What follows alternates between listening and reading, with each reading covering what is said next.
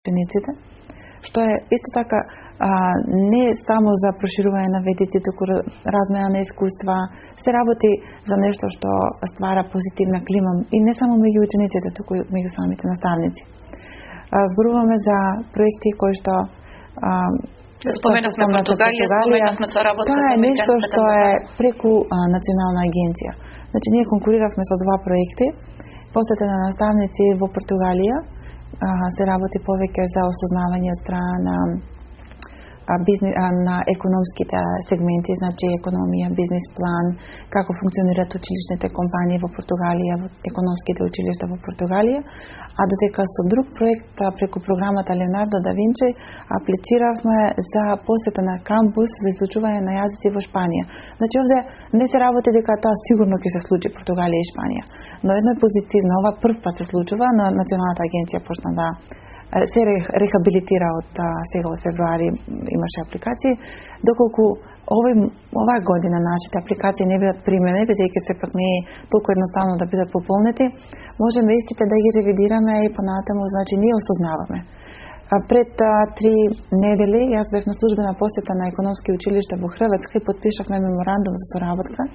Тоа е средно економско училиште од Риека и средно економско училиште од Загреб, со кој што склучивме договор за соработка на нашите училишни компании, бидејќи само така нашите млади економисти можат да ги развијат своите знаења на интернационално ниво.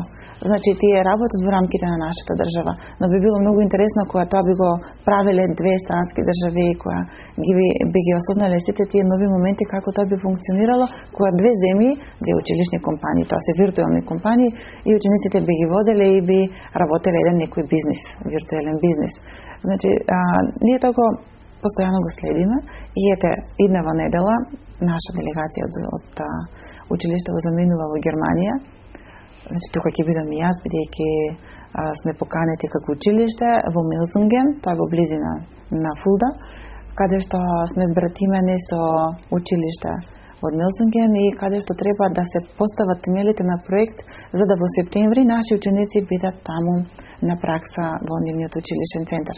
Нормално тоа се работи кои што создаваат задоволство кај учениците, мотивација, бидејќи кога ќе анализирам како функционираат учениците во Кузма Јосифовски ПИТУ, страшно сум задоволна и среќна кога гледам млади генерации мотивирани кои што сакаат да работат во многу сегменти, значи младинска организација, работи од англиска секција, германска секција. Така постојано се обидувате да ги афирмирате и да ги анимирате младите, тоа покажуваат и манифестациите кои ги организиравте во изминатиот период, организиравте новогодишен панегир, организиравте манифестација по повод за ноќта на вештерките, исто така и за празникот Свети Валентин.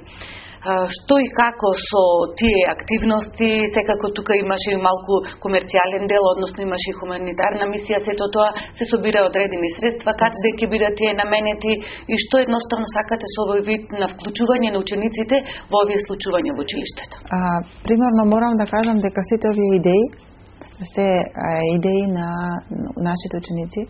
Значи од нив произлегува. Од нив произлегува и добро е што имаме добри ментори кои што ги водат и кои што се во позадина и ги подкрепуваат во нивните идеи.